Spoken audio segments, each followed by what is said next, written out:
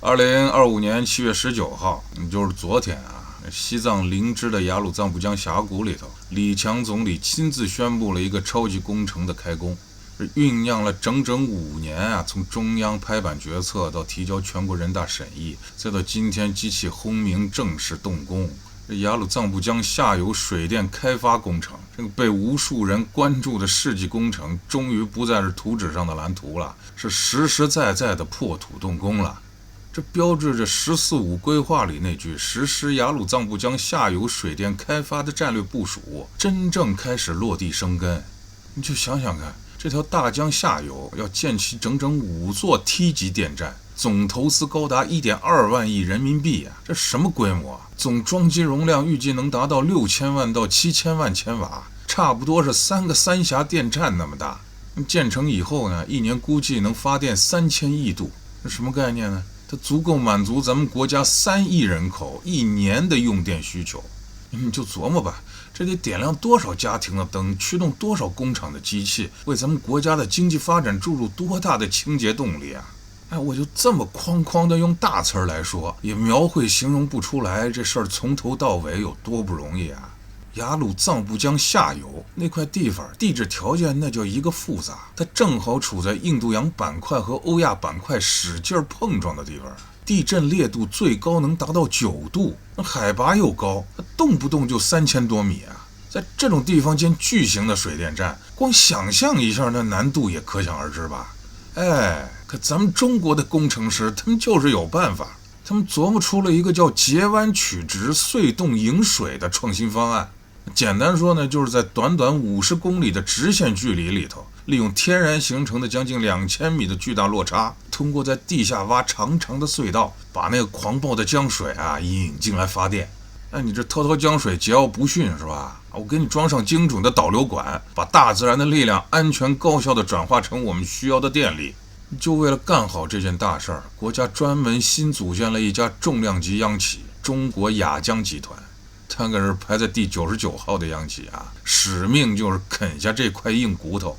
这本身就说明了中央是从国家战略的全局高度来看待和推动这件事儿的。另外呢，这雅鲁藏布江水电工程可不是孤零零的一个项目啊，同志们都放眼看看，它其实是国家在西部下一盘大棋的关键一步啊，跟它一起推进的那条正在攻坚克难连接四川和西藏的天路川藏铁路，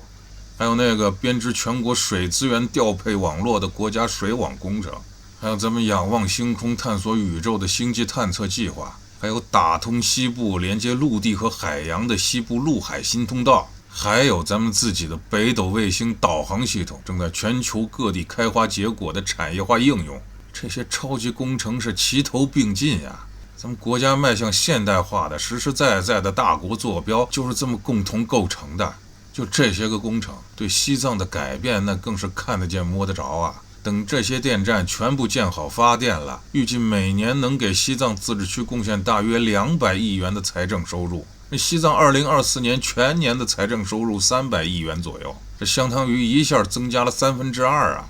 那在建设期间呢，还能直接创造出5万到10万个工作岗位。那西藏总人口300多万，就是说每14个西藏人就有1个能在这个工程里头获得一个工作岗位。那过去交通极其不便，老百姓都管它叫高原孤岛的墨脱县，再稍微隐忍几年，就会通过逐渐配套的公路建设，风风火火地融入发展的快车道了。那整个藏东南地区的用电状况就彻底告别电力匮乏的历史了，当地老百姓的生活和经济发展马上就要迎来质的飞跃了。那当然了，这么大一个工程建在了雅鲁藏布江这么一条跨境的河流上，那下游的国家有点坐立难安，那也是情有可原的，是吧？但是咱们展现的当然是负责任大国的担当和科学的态度了。工程明确承诺了，在旱季的时候一定会保证向下游释放不少于5000立方米每秒的生态流量，这水量相当于每秒放下去2个半标准游泳池的水啊！同时还专门设计了鱼道，帮助鱼类洄游，建立了珍稀鱼类的增殖站来保护生态。那科学数据很清楚地表明了，雅鲁藏布江出境的水量，那其实只占整条布拉玛普特拉河总水量的19%。咱们驻印度使馆的临时代办王雷同志还主动在印度媒体上写文章解释沟通了。其实呢，这上游建了水库，有了调蓄能力，反而能在洪水期存住多余的水。那旱季再放下去，对缓解下游的洪灾和旱灾那是有好处的。